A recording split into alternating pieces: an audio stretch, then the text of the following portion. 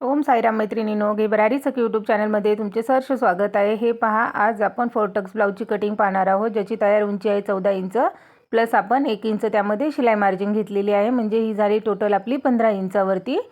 अर्धा इंच शोल्डरसाठी आणि अर्धा इंच कमरपट्टीसाठी अशा पद्धतीने आपण घेतलेली आहे। आता हे पहा, आपण ह्याचं शोल्डर घेणार आहोत ते 5.5 इंचावरती घेणार आहोत। थोडी ब्रॉड पट्टी हवी आहे, त्यामुळे आपण 5.5 इंच हे ठीक आहे, व्यवस्थित आहे। कुठल्याही मापासाठी 5.5 इंच शोल्डर घ्यायचं आहे। छोटी एकदम त्यांना जर शोल्डर पट्टी हवी असेल तर तुम्ही 5 इंचावरती घेऊ शकता। मी 5.5 घेतलेला आहे। आता हे पहा, याचा मुंडा आपण घेणार आहोत 5.5 इंचावरती। 34 साईजचं ब्लाऊज असल्यामुळे आपण 5.5 इंचावरती याचा मुंडा घेतलेला आहे। अशा पद्धतीने पहा, हे आपल्याला दोन्ही पॉईंट जोडून घ्यायचे आहेत। फोरटक्स ब्लाऊजची आपण कटिंग करणार आहोत। ते पहा, आता 8.5 इंच आहे याचा छातीचा चौथा भाग, चौथीचा 8.5 इंच आला, प्लस आपण त्यामध्ये 1.5 इंच शिलाई मार्जिन दिलेली आहे। म्हणजे आपली टोटल आलेली आहे 10 इंच। 10 इंचावरती एक मार्क करून घ्यायचा आहे आणि व्यवस्थित असं मुंड्यापासून फिटिंग लाईनपर्यंत आपल्याला व्यवस्थित अशी सरळ 10 इंचावरती रेषा देऊन घ्यायची आहे। 1.5 इंचाचा आपण तिकडे मार्क करून घेतलेला आहे। त्याच पद्धतीने पहा, कमरेच्या साईडला आपल्याला 10 इंचावरतीच बरोबर मार्क करून घ्यायचा आहे आणि वरचा आणि खालचा हा जो पॉईंट आहे तो आपल्याला असा जोडून घ्यायचा आहे व्यवस्थित असा। त्यानंतर पहा, आता आपण ह्याची मुंडा खुली जी आहे ती 1.25 इंचावरती घेणार आहोत। 1.5 इंच नाही घ्यायची आपल्याला, 1.25 इंचावरती घ्यायची आहे। म्हणजे जोड येत नाही आपल्या मुंड्यामध्ये, व्यवस्थित असं बसतो। हे पहा, फ्रेंच कर्वच्या साहाय्याने व्यवस्थित असं आपल्याला इथे मार्क करून घ्यायचं आहे। 1.25 इंच आपण तिथे मार्क केलेला होता, बरोबर त्या याच्यावरती ठेवून पॉईंटवरती आपल्याला व्यवस्थित असं शेप देऊन घ्यायचा आहे। आता हे पहा, याचं आपण गळ्याची रुंदी जी आहे ती घेणार आहोत 2.25 इंचावरती। 2.25 इंच अंतर असं आपल्याला याची रुंदी घ्यायची आहे गळ्याची। हा आपण पाठीमागचा भाग पाहत आहोत।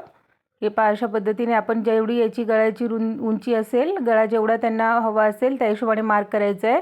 11 इंच त्यांचा गळा आहे, आपण 11.5 इंचावरती मार्क करून घेतलेला आहे। अर्धा इंच शोल्डर शिलाईसाठी। खालच्या साईडने हे पहा, इथे आपण घेणार आहोत 3 इंचावरती। गळ्याची जी रुंदी आहे खालच्या साईडने ती 3 इंचावरती मार्क करून घेतलेली आहे। आणि अशा पद्धतीने पहा, आपल्याला 2.25 आणि 3 असे पॉईंट आपल्याला जोडून घ्यायचे आहेत व्यवस्थित असे। नवीन शिकणाऱ्यांसाठी खूप उपयुक्त असं ठरणार आहे पहा हा व्हिडिओ। आता 1 इंचावरती ते मार्क करून घ्यायचं आहे आपल्याला आणि गळ्याची खुली देऊन घ्यायची आहे व्यवस्थित अशी। फ्रेंच कर्व नसेल तर आपण आपलं असंच नॉर्मल आपल्या हाताने शेप देऊन घ्यायचा आहे त्याला व्यवस्थित। आणि फ्रेंच कर्व असेल तर त्याने तुम्हाला शिकायला खूप सोपं जाणार आहे। हे पहा, आता 4 इंचावरती आपण याला टक्स पॉईंट देऊन घेणार आहोत। दाखवल्याप्रमाणे 4 इंचावरती टक्स पॉईंट देऊन घ्यायचा आहे आणि दोन्ही साईडला अर्धा इंच असं पॉईंट देऊन घ्यायचं आणि व्यवस्थित असं त्याला 1 इंचचं आपण तयार करून घेणार आहोत। आता ह्याची उंची घेतलेली आहे आपण 4 इंचावरती। 4 इंच रुंदी आणि 4 इंचावरती उंची देऊन घ्यायची आहे आणि व्यवस्थित असं दोन्ही पॉईंट आपल्याला जोडून घ्यायचे आहेत। अशा पद्धतीने हा मागचा टक्स झाला। आता फिटिंगच्या साईडला आपल्याला इकडे पहा अर्धा इंच वरच्या साईडला मार्क करून घ्यायचं आहे। याने आपली फिटिंग खूप सुंदर येते। दोन्ही साईडने कपडा असा निघालेला दिसत नाही, व्यवस्थित अशी फिनिशिंगमध्ये एकदम फिटिंग बसते। त्यामुळे मी अर्धा इंच कंपल्सरी घेत असते। अशा पद्धतीने पहा, आपल्या आता ही बॅक पार्टची पूर्ण ड्राफ्टिंग झालेली आहे। आता आपण हा कट करून घेणार आहोत। दाखवल्याप्रमाणे व्यवस्थित असं मार्क करून घ्यायचं आहे आणि ह्या पद्धतीने जर तुम्ही फोरटक्स ब्लाऊज जर कटिंग केला तो एकदम परफेक्ट येणार आहे। खूप सुंदर अशी याची फिटिंग बसणार आहे। हीच मेथड सगळ्या तुम्हाला प्रत्येक मापामध्ये वापरायची आहे, काही प्रॉब्लेम येणार नाही। फक्त मेजरमेंट अर्धा पाऊण इंच असं मागे पुढे होतं, बस सेम हीच पद्धत आपल्याला वापरायची आहे प्रत्येक कटिंगमध्ये फोरटक्स ब्लाऊजच्या।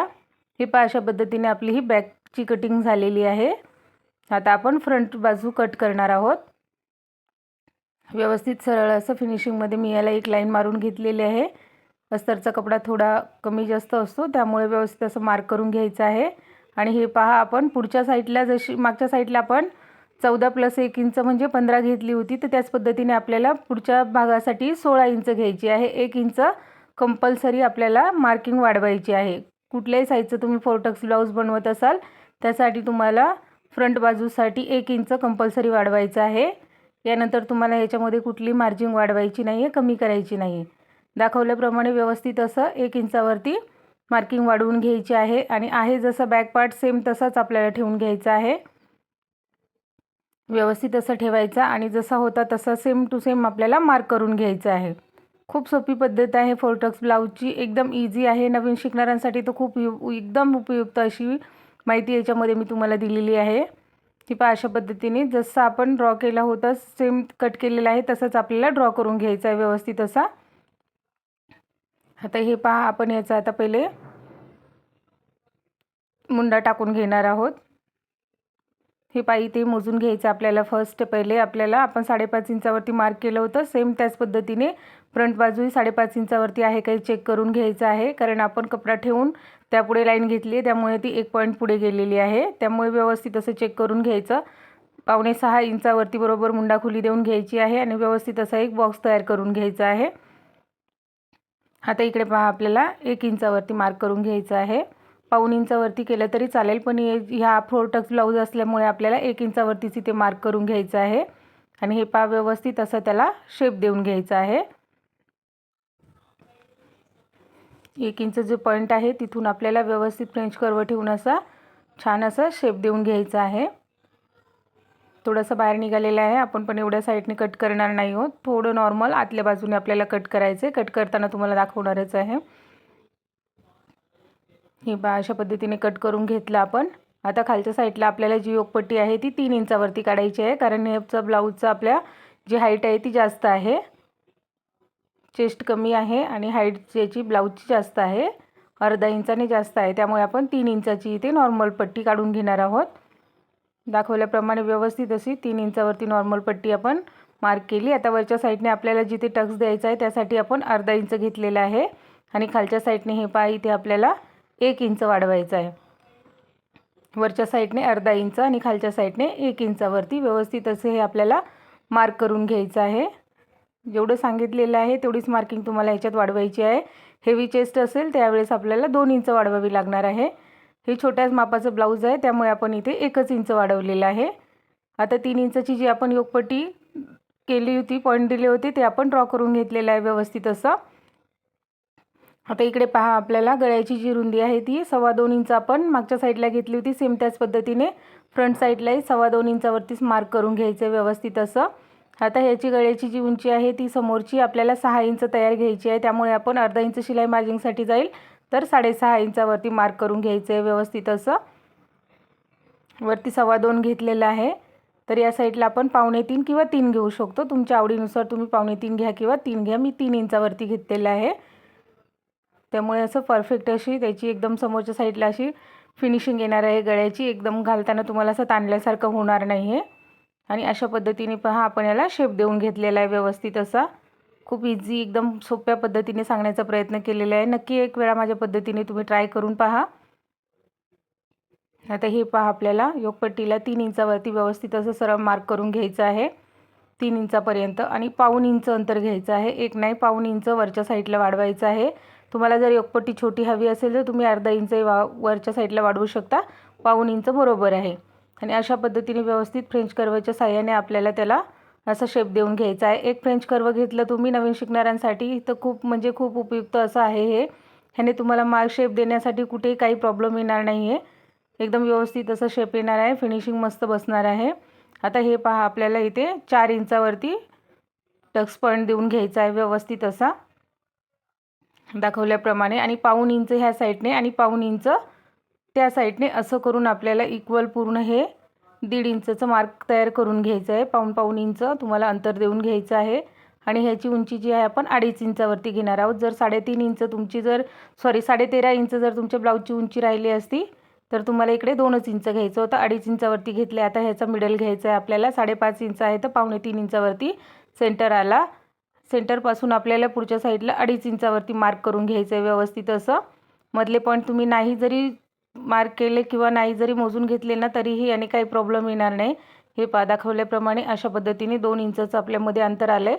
सेम त्याच पद्धतीने पुढच्या साईडनेही 2 इंचावरती मार्क करायचं आहे. आणि ही जी तिरकस रेषा येणार आहे आपली त्यावरती बरोबर पॉईंट देऊन घ्यायचा आहे पुढच्या साईडला आणि व्यवस्थित अशी रेषा देऊन घ्यायची आहे. वरच्याच आपण मुंड्याच्या जी खोली आहे तिथूनपासून 3 इंचावरती घ्यायचं आहे. आता या साईडने पहा 1.5 इंचावरती मार्क करायचा आहे आणि सरळ आपण 2 इंचमध्ये जो गॅप ठेवला होता तिथपासून असं सरळ आपल्याला हा पॉईंट जोडून घ्यायचा आहे. दाखवल्याप्रमाणे व्यवस्थित असं मार्क करून घ्यायचं आहे. खूप सुंदर अशी मस्त फिटिंग बसणार आहे. हे पहा अशा पद्धतीने पूर्ण आपली 4 टक्सची आता व्यवस्थित इकडे ड्राफ्टिंग झालेली आहे. तर आता बघा बॅक साईडला आपण जसं अर्धा इंच फिटिंगच्या साईडने वरती केलं होतं सेम त्याच पद्धतीने योगपट्टीला करायचं नाही. योगपट्टीच्या वरचा जो आपला पार्ट आहे त्या साईडला तुम्हाला बरोबर अर्धा इंच वरच्या साईडला करायचं आहे आणि हलकंसं असं शेप देऊन घ्यायचं आहे. त्याने एकदम व्यवस्थित असे आपली 4 टक्सची ब्लाऊज जो आहे तो एकदम परफेक्ट असा बसतो, मस्त पफ असा येतो त्याला, सुंदर असा. हे पहा आता इकडे आपल्याला काय करायचं आहे, अर्धा इंच जी मार्किंग आहे ती समोरच्या साईडला आयुक पट्टीसाठी एक्स्ट्रा वाढवायची आहे. कंपल्सरी प्रत्येक ब्लाऊजमध्ये वाढवायची आहे. मागच्या ड्राफ्टिंगपेक्षा पुढच्या ड्राफ्टिंगला फक्त एवढाच आपल्याला फरक करायचा आहे की अर्धा इंच आयुक पट्टीसाठी वाढवायचं आहे आणि तयार उंचीमध्ये आपल्याला 1 इंच एक्स्ट्रा घ्यायचं आहे. फक्त 2च बदल करायचे आहेत. आणि त्यानंतर फिटिंगच्या साईडला वरच्या साईडला अर्धा इंच, खालच्या साईडला 1 इंच वाढवायचं आहे.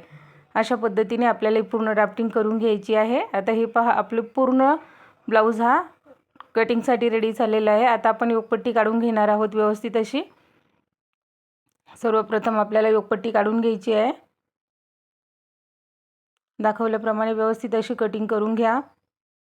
अर्धा इंच जे वरती होतं ना तेही आपण कट करणार आहोत. पहा आता ही एक्स्ट्राची जी शिलाई मार्जिन होती ती आपल्याला नको आहे, त्यामुळे आपण तिला कट करून टाकलेलं आहे. ही आपली योगपट्टी बरोबर परफेक्ट तयार झालेली आहे.